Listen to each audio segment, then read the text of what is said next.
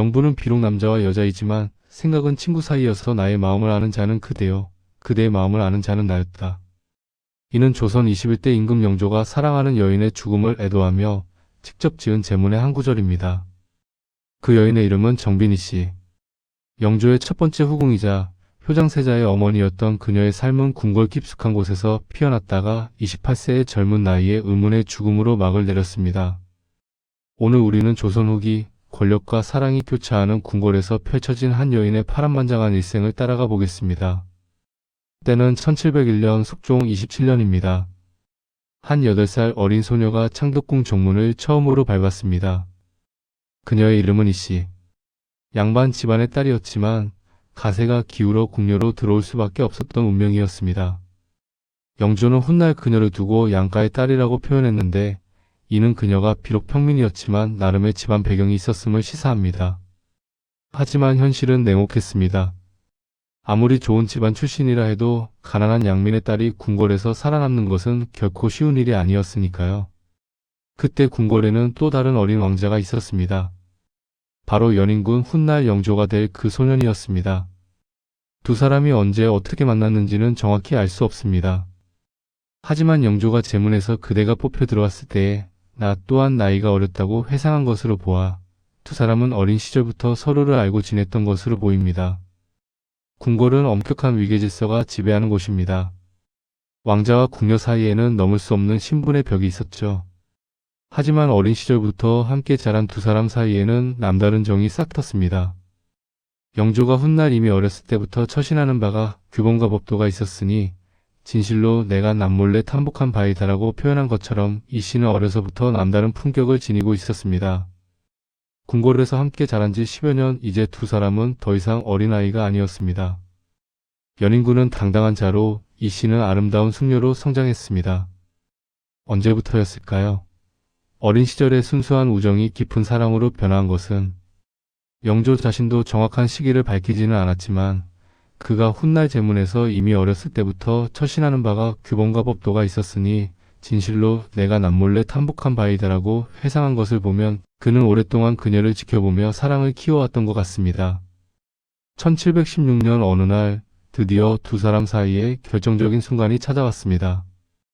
연인군이 이 씨에게 승은을 내린 것입니다. 늦어도 이해에는 두 사람이 맺어졌을 것으로 추정됩니다. 여기서 놀라운 점이 있습니다. 이 씨는 원칙적으로 왕인 숙종의 소유인 궁녀였습니다. 그럼 그녀가 일개 왕자의 첩이 된다는 것은 조선 왕조 500년 역사에서도 매우 이례적인 일이었죠. 그런데도 조정에서 별다른 논란이 없었던 것을 보면 이는 분명 사전에 숙종의 허락을 받은 일이었을 것입니다. 아마도 연인군이 아버지 앞에 엎드려 간절히 청했을 것입니다. 아버지, 저에게는 이 사람뿐입니다. 숙종 역시 아들의 진심을 헤아렸을 것입니다. 정치적 결혼이 아닌 진정한 사랑에 기반한 관계를 허락해준 것이죠. 이는 어쩌면 숙종의 배려이자 연인군에 대한 특별한 애정의 표현이었을지도 모릅니다. 음악이 잔잔하게 흐르며 1717년 4월 22일 창의궁에 울려 퍼진 아기의 울음소리가 있었습니다. 연인군의 첫 딸 화호공주가 태어난 것입니다. 이로써 이 씨는 연인군의 정식 첩이 되었고 두 사람의 사랑은 새로운 생명으로 결실을 맺었습니다. 창의궁은 연인군의 사저이자 별궁이었습니다. 이곳에서 그들은 궁궐의 엄격한 규율에서 벗어나 비교적 자유로운 생활을 할 수 있었죠. 화호공주의 탄생은 이 조용한 별궁에 따뜻한 웃음소리를 가져다 주었습니다. 하지만 행복한 시간은 오래가지 않았습니다. 1718년 3월 9일 연인군의 생모인 숙빈철 씨가 갑작스럽게 세상을 떠났습니다. 연인군에게는 생모를, 이 씨에게는 시어머니를 잃은 충격적인 사건이었습니다. 설상가상으로 한 달 후인 4월 8일 이 씨의 첫 딸 화호공주마저 돌이 막 지나서 사망했습니다. 각 걸음마를 뗀 어린 딸이 향년 1살도 못 되어 세상을 떠난 것입니다. 연희은 비극의 연인군과 이 씨 부부는 깊은 절망에 빠졌습니다. 특히 연인군은 큰 충격을 받았습니다. 그는 요절한 딸을 위해 직접 글을 지어 무덤에 넣어주기까지 했고 훗날 1773년 영조 49년에는 화호공주로 추증하여 딸에 대한 그리움을 평생 간직했습니다. 어머니와 딸을 연달아 잃은 슬픔 속에서 두 사람은 서로에게 더욱 의지하게 되었을 것입니다. 그들에게 남은 것은 오직 서로뿐이었으니까요. 슬픔을 딛고 일어선 두 사람에게 새로운 희망의 소식이 찾아왔습니다. 1718년 말 이 씨가 다시 임신한 것입니다. 어머니와 첫 딸을 잃은 깊은 상처 속에서도 새 생명이 자라나고 있었습니다. 이 씨가 꾸었던 태몽은 신비로웠습니다. 봉황과 같은 상스러운 새가 날아들고 황금 거북이가 나오는 꿈이었다고 전해집니다. 봉황은 성군의 탄생을, 황금 거북이는 장수와 번영을 의미하는 상스러운 징조였죠. 그러나 이 임신에는 심각한 문제가 있었습니다.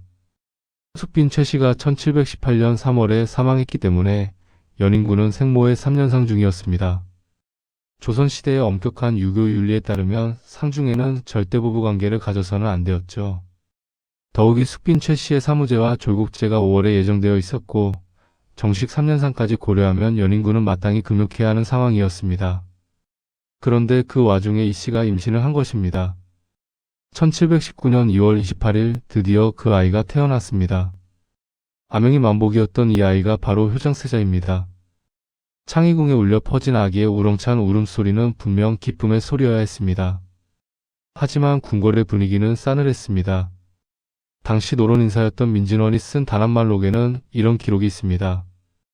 연령군은 사람됨이 온유하고 영민하여 임금의 사랑을 받은 것이 연인군보다 지나쳤다. 연인군은 자주 임금의 지책을 받았고 또 생모의 상중에 있으면서 아들을 낳았기 때문에 행금이 없다고 책망하여 임금을 아련하지 못하게 한 것이 몇 개월이나 되었다. 숙종의 분노는 이해할 만했습니다. 아무리 사랑하는 사이라고 해도 어머니의 상중에 아이를 낳는다는 것은 조선시대 윤리로는 용납하기 어려운 일이었습니다. 숙종은 연인군을 행금이 없다고 질책하며 몇 개월 동안 아련을 금지시켰습니다. 설상가상으로 이 시기 숙종의 마음은 오히려 온유하고 영민한 둘째 아들 연령군에게 더 기울어져 있었다고 전해집니다. 1717년 이명과의 독대에서 숙종의 뜻이 연령군에게 있었다는 기록까지 있을 정도였죠. 연인군과 이 씨에게는 참으로 시련의 시기였습니다. 기다리던 아들의 탄생이 오히려 정치적 위기를 불러온 것입니다. 어쩌면 이때부터 연인군은 왕위 계승에서 밀려날 수도 있다는 위기감을 느꼈을 것입니다. 하지만 그들에게는 희망이 있었습니다. 바로 건강하게 자라나는 아들 만복 훗날의 효장세자였습니다. 이 아이야말로 두 사람 사랑의 결실이자 연인군이 다시 일어설 수 있는 희망의 상징이었으니까요. 시간이 흘러 1720년 마침내 전환점이 찾아왔습니다.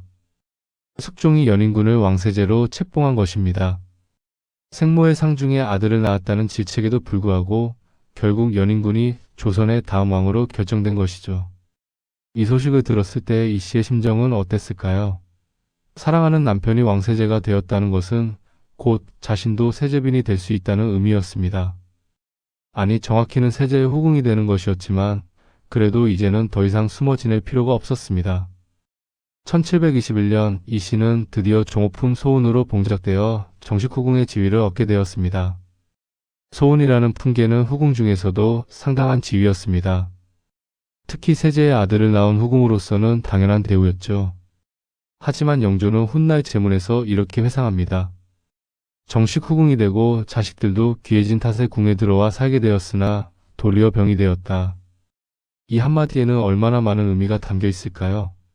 창의궁이라는 사저에서 비교적 자유롭게 살던 시절과 달리 이제 그녀는 궁궐 안의 엄격한 위계질서 속에서 살아야 했습니다. 궁궐 생활의 현실은 냉혹했습니다. 매일 아침 정해진 시간에 일어나서 복잡한 예법에 따라 하루를 보내야 했죠. 언제 누가 보고 있을지 모르는 감시의 눈길, 다른 후궁들과의 미묘한 경쟁, 그리고 무엇보다 정성왕후와의 어색한 관계까지. 정성왕후는 연인군의 정비였습니다. 정치적 결혼으로 맺어진 관계였지만 그녀 역시 엄연한 세자빈이었죠. 그런데 남편인 세자는 어린 시절부터 알고 지낸 후궁 이시만을 총애했습니다. 영조는 바로 이 시기부터 정성왕후를 외면하기 시작했다고 전해집니다. 조선왕조실록에는 이에 대한 직접적인 기록은 없지만 당시 궁중의 분위기를 짐작해볼 수 있는 단서들이 있습니다. 후에 영조 자신이 당시 영조와 정성왕후의 불화 때문에 장차 기사년의 일이 일어날 것이라는 유언비어가 있었다고 언급한 것을 보면 이미 이 시기부터 왕세제 부부 사이의 불화가 공공연한 비밀이었던 것 같습니다. 정성왕후의 입장에서 생각해보면 참으로 억울했을 것입니다. 그녀는 아무 잘못 없이 정치적 필요에 의해 왕세제와 결혼했을 뿐인데 남편의 사랑은 온통 다른 여자에게가 있었으니까요. 반대로 이 씨의 입장도 편하지 않았습니다. 비록 왕세제의 총애를 받고 있다고는 하지만 그것이 오히려 궁궐 내에서 그녀를 더 위험한 위치에 놓았을지도 모릅니다. 정비를 제쳐두고 호궁이 지나치게 총애받는다는 것은 그 자체로 정치적 문제가 될 수 있었으니까요. 영조가 궁궐은 엄격하고 복잡한 곳이니 사저에서 살던 시절 같을 수는 없어서 고질병이 되었다고 표현한 것은 바로 이런 현실을 말하는 것이었습니다. 창의궁에서는 그저 연인군에 사랑하는 여인이면 충분했습니다. 하지만 궁궐에서는 왕세제의 후궁으로서 감당해야 할 무게가 너무 컸습니다. 매 순간 조심해야 했고 매 행동이 정치적으로 해석될 수 있었습니다. 특히 그녀가 낳은 효정세자는 왕세손이었습니다. 훗날 왕위를 이을 가능성이 높은 아이였죠. 이는 이 씨의 지위를 더욱 높여주었지만 동시에 더 큰 위험에 노출시키기도 했습니다. 왕실에서 세자의 어머니라는 것은 막대한 권력을 의미했습니다. 하지만 그만큼 견제와 시기의 대상이 되기도 했죠. 역사 속에서 얼마나 많은 후궁들이 이런 이유로 비극적인 최후를 맞았는지 모릅니다. 1721년 말 소은이 씨는 이미 병이 든 상태였습니다. 겉으로는 화려한 후궁의 생활이었지만 그 속에서 그녀의 몸과 마음은 점점 병들어가고 있었던 것입니다. 1721년 11월 비극이 찾아왔습니다. 소은이 씨가 28세의 젊은 나이에 갑작스럽게 세상을 떠난 것입니다. 영주의 제문에 따르면 그녀는 아침에는 나와 마주하고 얘기를 나누었는데 저녁에는 병이 심하여 말하지 못하였다고 합니다. 하루 사이에 급작스럽게 악화된 병세였습니다. 하지만 이듬해인 1722년 3월 충격적인 고발이 있었습니다. 남인 서울 출신인 모코룡이 노론 측에서 왕을 시해하려 했다며 고변한 것입니다. 그 내용 중에는 정빈이 씨의 죽음에 대한 끔찍한 이야기가 포함되어 있었습니다. 모코룡의 말에 따르면 노론의 서덕수가 1721년 6월 은자 300냥을 환관 장세상에게 보내 독약을 구입하게 했다는 것입니다. 그리고 그 독약의 성능을 시험해보고자 동궁의 주방 라인을 시켜 음식에 타서 소은이 씨에게 먹였다는 것이죠. 만약 이것이 사실이라면 그녀는 경종을 독살하기 위한 실험의 희생양이 되었다는 끔찍한 이야기입니다. 이 사건은 조선 후기 최대의 정치적 파동인 신임사화로 번졌습니다. 경종과 연인군은 물론 조정 전체가 흔들렸죠. 노론 4대 신이 유배되고 처형되는 비극적 결말까지 이어졌습니다. 하지만 훗날 연인군이 영조로 등극한 후 이 사건은 소론의 정치 공작으로 판명되었습니다. 1738년 서덕수는 신원되었고 영조는 그를 사람됨이 어리석어서 속임을 당한 것에 지나지 않는다고 평가했습니다. 그렇다면 정빈이 씨의 죽음의 진실은 무엇일까요? 영조 자신은 독사 의혹을 완전히 부정했습니다. 1725년 조정에서 신하들과 이 문제를 논의할 때 영조는 이렇게 말했습니다. 신축년 6월에는 전하께서 바야흐로 사제에 계셨으니 어찌 동궁 주방이 있었겠습니까? 즉 당신은 아직 왕세제가 되기 전이어서 동궁 주방 자체가 존재하지 않았다는 논리적 반박이었습니다. 영조는 이러한 이야기들이 바로 사리에 닿지 않는다며 웃음으로 일축했습니다. 하지만 의혹은 완전히 해소되지 않았습니다. 28세의 건강한 여인이 하루 만에 급사한다는 것 자체가 의심스럽고 당시 궁궐 내의 복잡한 정치적 상황을 고려하면 충분히 의심해볼 만한 일이었습니다. 진실이 무엇이든 확실한 것은 영조가 그녀의 죽음에 깊은 슬픔과 죄책감을 느꼈다는 점입니다. 그가 직접 지은 제문에서 그 마음을 절절하게 드러냈으니까요. 영조가 사랑하는 여인을 위해 직접 지은 제문을 들어보겠습니다. 이 글에는 한 남자의 진심 어린 슬픔과 사랑이 고스란히 담겨 있습니다. 아 슬프구나. 세상에 어찌 애통한 아픔이 없겠느냐만 어찌 내가 오늘 당한 일과 같은 것이 있겠는가? 완순한 성품과 우아한 기질을 가지고 양가에서 태어나 어린 나이에 입궁하였다. 그대가 뽑혀 들어왔을 때에 나 또한 나이가 어렸다. 두 아이가 장성하여 만약 생모를 묻는다면 내가 장차 무슨 말로 답하겠는가? 말과 생각이 여기에 미치니 오장을 도려내는 듯하다. 이 대목에서 영조의 절절한 심정이 느껴집니다. 효장세자와 하순옹주가 커서 어머니를 그리워한다면 과연 무엇이라 말해줄 수 있을지에 대한 아버지의 고뇌가 담겨 있습니다. 온화한 말과 낭낭한 소리를 어느 날에 다시 듣고 온화한 얼굴과 부드러운 낯빛을 어느 때에 다시 보겠는가? 바야흐로 함께 살면서 해로하고자 했는데 어찌하여 합하였다가는 다시 이별하게 되었는가. 이는 단순한 군신관계나 형식적인 애도가 아닙니다. 한 남자가 진정 사랑했던 여인을 잃은 슬픔의 진솔한 고백입니다. 영조는 즉위 후 그녀를 잊지 않았습니다. 1724년 정사품 소원으로 1725년에는 정일품 정빈으로 추증했습니다. 이는 왕세자를 탄생했기 때문이라고 공식적으로 발표되었지만 그 속에는 영조 개인의 깊은 애정이 담겨 있었습니다. 더 놀라운 일은 1764년에 일어났습니다. 영조는 사도세자의 아들인 세손 이산을 효장세자의 양자로 삼았습니다. 훗날 정조가 된 이산이 법적으로 효장세자의 아들이 된 것이죠. 정조가 즉위한 후에는 양아버지 효장세자를 진종으로 추존했고 자연스럽게 정빈이 씨도 더욱 높은 지위에 오르게 되었습니다. 온이라는 시와 함께 수기론의 원호 연호궁의 궁호까지 받았습니다. 흥미롭게도 그녀의 무덤인 수기론은 시어머니 숙빈채 씨의 소령원과 매우 가깝습니다. 전하는 말로는 이것이 그녀 자신의 바람이었다고 합니다. 죽어서도 시어머니를 곁에서 모시겠다는 효성스러운 마음이었죠. 지금도 서울 동대문구에 있는 7궁 중 하나인 연호궁에는 그녀의 신주가 모셔져 있습니다. 연호궁의 정빈자가라고 불리며 후세 사람들의 제사를 받고 있습니다. 정빈 이 씨의 삶을 돌아보면 조선시대 후궁제도의 명암을 생생하게 볼 수 있습니다. 그녀는 단순히 왕의 여성이 아니었습니다. 어린 시절부터 영조와 함께 자란 진정한 동반자였죠. 영조가 명부는 비록 남자와 여자이지만 생각은 친구 사이라고 표현한 것처럼 두 사람 사이에는 신분을 뛰어넘는 깊은 정신적 교감이 있었습니다. 하지만 동시에 그녀의 삶은 궁궐이라는 제한된 공간에서 권력과 정치 논리에 휘둘릴 수밖에 없었던 한 여성의 비극이기도 합니다. 특히 그녀의 의문스러운 죽음은 조선 후기 격동하는 정치 상황과 맞물려 있었습니다. 진실이 무엇이든 그녀가 정치적 희생양이 될 수밖에 없었던 시대적 한계를 보여줍니다. 하지만 그럼에도 불구하고 정빈이 씨의 삶이 우리에게 의미 있는 이유는 그녀가 단지 수동적인 존재가 아니었다는 점입니다. 영조의 제문에서 드러나듯이 그녀는 규범과 법도를 지키며 품격 있게 살았던 여성이었습니다. 300년이 지난 지금 우리는 정빈이 씨를 어떻게 기억해야 할까요?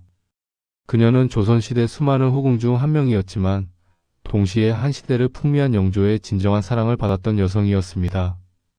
비록 짧은 생을 살았지만 그 짧은 시간 동안 한 남자의 마음속에 깊이 각인되어 평생토록 잊혀지지 않았던 존재였습니다. 영조가 그녀를 위해 지은 제문의 마지막 구절을 다시 한번 들어보겠습니다. 영혼이여, 멀리 가지 않았으면 이 슬픈 정을 살펴다오. 나의 도가 다도다. 내가 이 사람이 아니면 누구를 위해서 통곡하겠는가. 이 절규에 가까운 외침에서 우리는 한 인간의 진솔한 감정을 엿볼 수 있습니다.